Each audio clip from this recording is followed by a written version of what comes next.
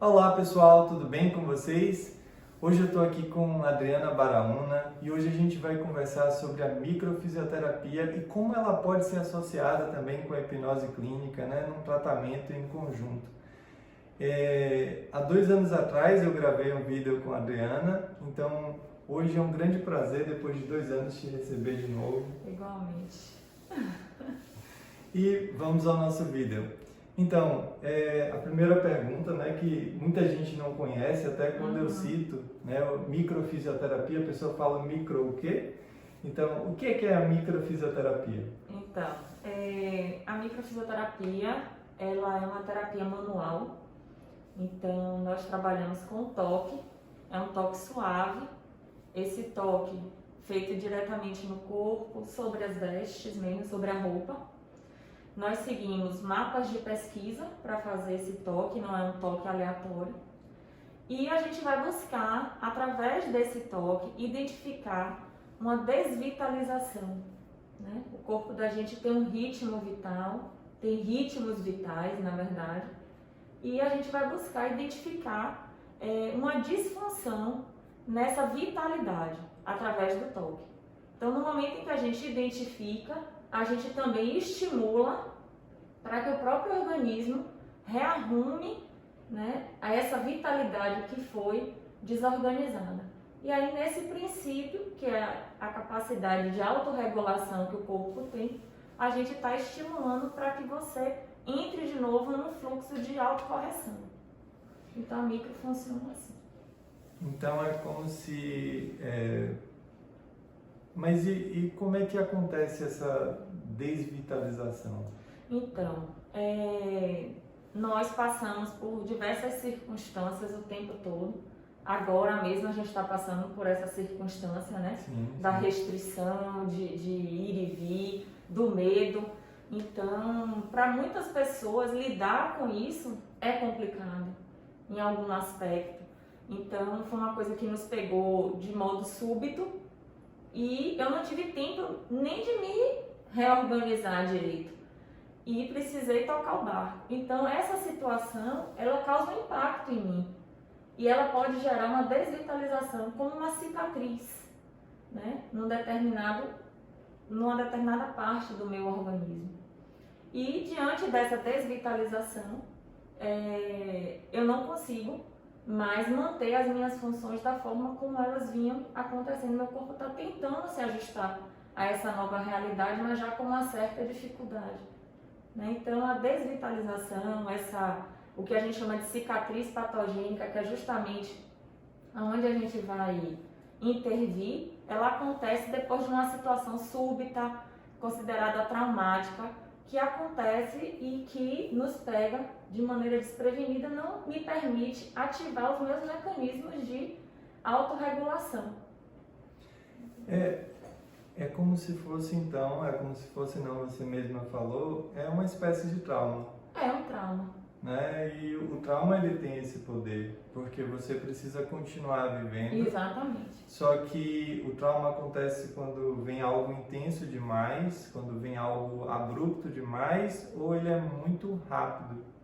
Então, quando você tem essas três variações da informação, o seu corpo ele para, algumas coisas são paradas para que você continue a vida. E, pelo que você está falando, é como se parasse emocionalmente, quando eu vou trazer para a ótica da hipnose clínica, da psicologia, o trauma paralisa a pessoa em determinada idade. Por isso que a gente fala muito da criança interior, no sentido de esse sofrimento que ela tem não é ela aos 5 anos, é ela aos 7 anos, é um sofrimento que ficou lá cristalizado, que ela não soube resolver e ficou lá cristalizado porque ela precisava seguir a vida. Então ela cristaliza, é como se ela congelasse e daí você está me dizendo que essa cristalização do sofrimento gera aquilo que você na micro vai... Isso, porque a memória desse evento traumático, ela não vai ficar só na mente. A memória ela fica registrada no corpo todo, em todos os tecidos, ou nos tecidos fragilizados por aquela circunstância especificamente. Então a gente vai abordar uma memória de um evento que aconteceu e que pode ter sido tanto de ordem emocional, como tóxica, como traumática mesmo, de um impacto, uma coisa assim.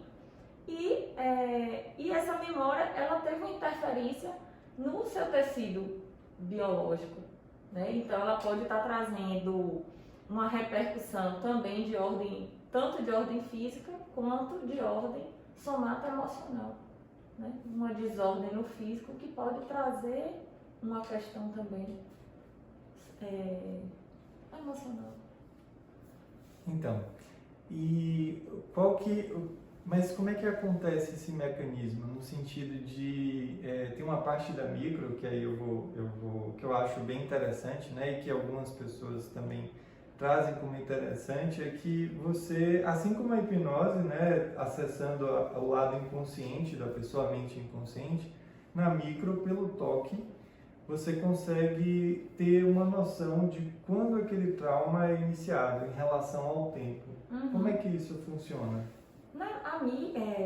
Não só a micro, né, como você mesmo trouxe, não só a micro tem essa, vamos dizer assim, essa habilidade do que a gente chama que é datar, né, que é trazer o contexto, tentar trazer o período do que aquilo, do evento em si, né?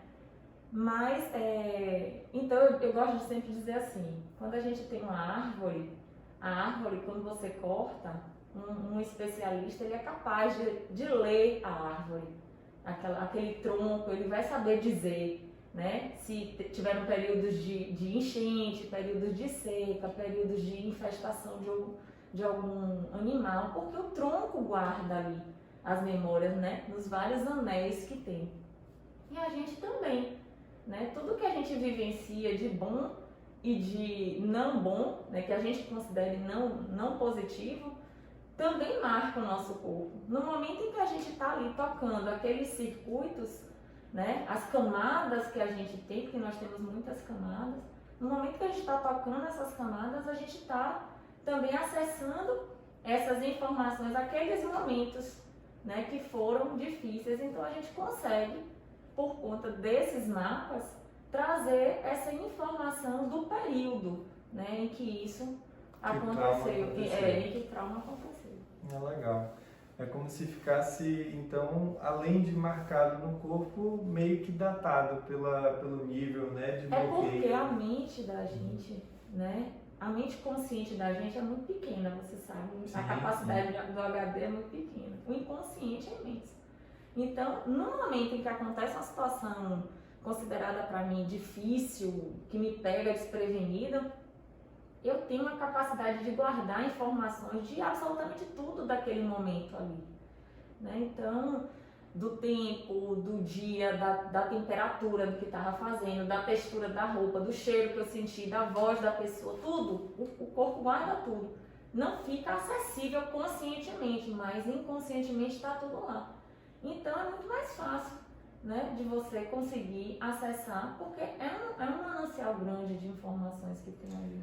E até você falou aí, né, do cheiro, etc e tal, tem um cheiro ou tem uma melodia que pode te remeter à infância, e quando você sente ali, é como se você fizesse uma regressão instantânea para aquele momento, né? Tem cheiro, tem alguns cheiros que as pessoas gostam muito, né, ou cheiros que elas estavam acostumadas a sentir na infância, o cheiro de um bolo, o cheiro de terra molhada, né? Tem gente que associa alguma coisa da infância.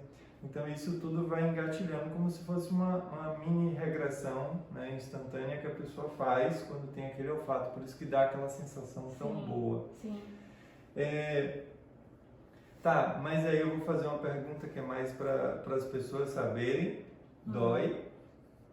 Se a micro dói? Se a micro dói? Não. De forma nenhuma. Eu ainda digo que assim, a sessão de fisioterapia mais suave que você vai receber, porque realmente é um toque, assim, fisicamente, é um toque muito tranquilo, né? A pessoa fica deitada, na posição que for mais confortável para ela, se ela não puder ficar de barriga para cima, e a gente faz ali, a sessão dura em torno de uns 45 minutos de toque propriamente dito.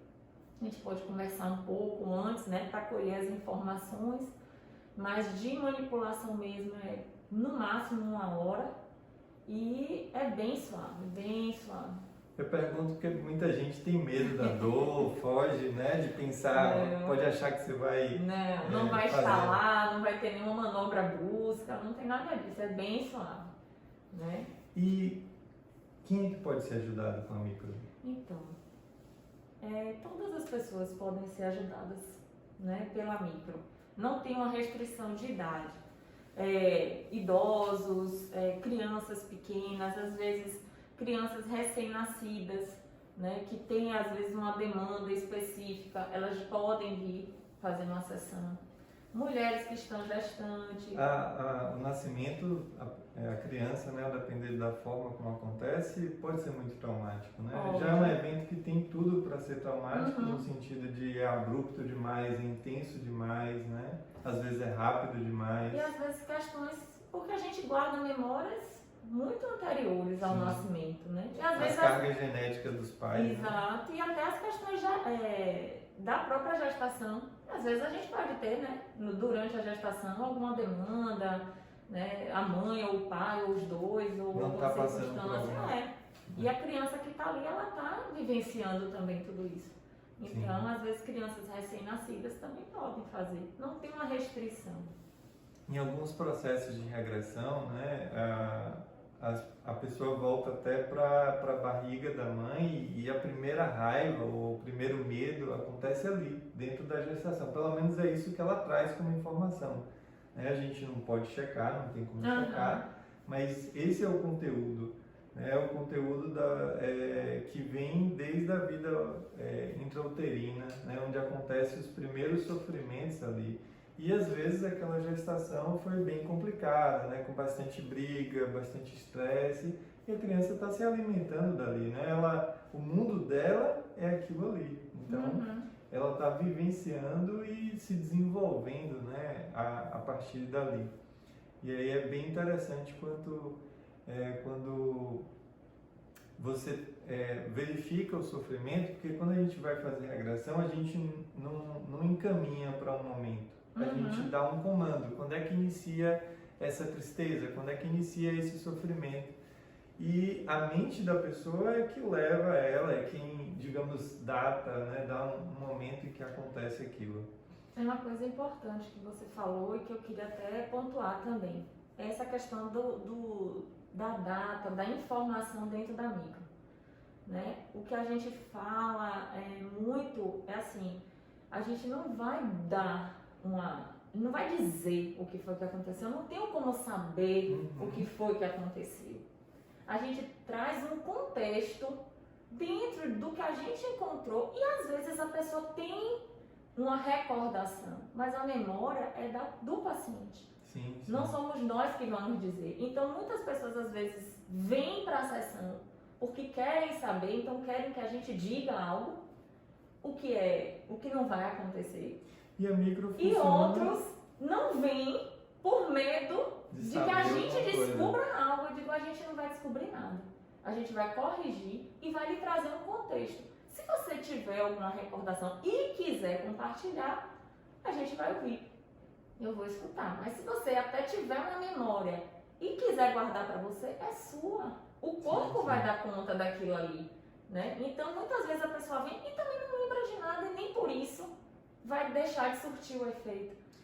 Exato. Uma vez você tinha me dito até que a pessoa não precisava saber nada se ela não quisesse. Você só fazia as manipulações e pronto, ali estava corrigido. Exato, porque a gente vai acessar as informações via corpo. No seu caso, você precisa buscar esse conteúdo verbal, né? Essa informação. Porque você é psicólogo, você trabalha com hipnose, é um outro viés de abordagem. Então, por isso que eu acho que a micro e a psicologia têm essa capacidade de trabalharem juntas muito bem, porque um vai por um canto e o outro vai pelo outro. Então, pessoal, esse vídeo ficou tão legal que a gente teve que dividir em 2 partes. Então, essa é a primeira parte. E semana que vem eu vou lançar a segunda parte, onde a gente conversa sobre a micro e a hipnose clínica. Eu espero que vocês gostem. Um grande abraço.